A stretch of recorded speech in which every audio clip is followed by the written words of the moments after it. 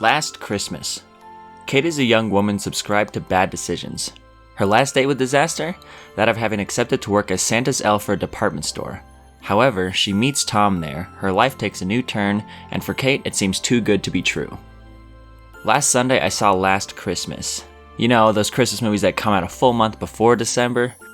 Those ones are usually a little bit of garbo, and the studio doesn't seem to have enough confidence to release them post-Thanksgiving in fear of competition. Or at least that's my theory. Anyway, this film stars the infinitely charming charisma of Emilia Clarke and the ever-appealing genuine kindness of Henry Golding, as they lead us to a winter wonderland on screen and also in our hearts. But for real, if it sounds like I'm joking, that's because I'm telling jokes. However, if it sounds like I'm being disingenuous, that could not be further from the truth. This movie was an absolute gem, and I couldn't have been happier that I saw it. I remember when I first saw a trailer and nothing except for those two stood out to me. It probably wasn't because I, just like you, have a crush on Emilia Clarke, but because the movie isn't revealed in the trailer. Maybe a little, but how much did that description that I read at the beginning really give you? It always feels like a gamble when you keep the majority of the premise hidden behind closed curtains, but I would say in this case that bet paid off. What feels like weird or bad writing or lazy development at times can often turn into something much greater because we aren't in the future, we aren't at the ending. I will say, however, that there are one or two scenes that feel nothing like the rest of the movie. It feels like they're making fun of cheesy Christmas movies and giving the audience a little wink by turning the knob of ridiculous absurdity to 11.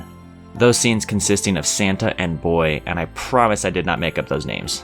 When you do what I do, it can be natural to lean in the direction of pessimism or criticism.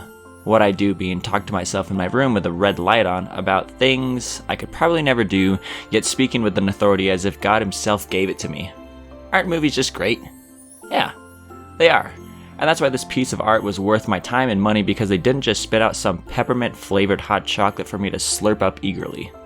They put effort, like real effort, to talk about real things, about life and death and immigration and Brexit and surgery and homosexuality and crime and homelessness.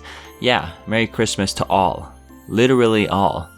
I don't want to spoil this movie for you because I think this movie matters. I think it's important. I think it's worth its weight in snow, and I think perhaps yet again becoming inspired is not only infectious but also vital.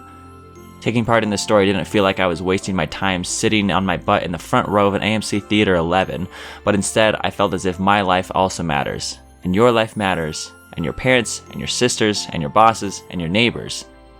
Last Christmas, I gave you my heart, and this year I'll do it all over again because I need to. But I don't know. That's just how I feel.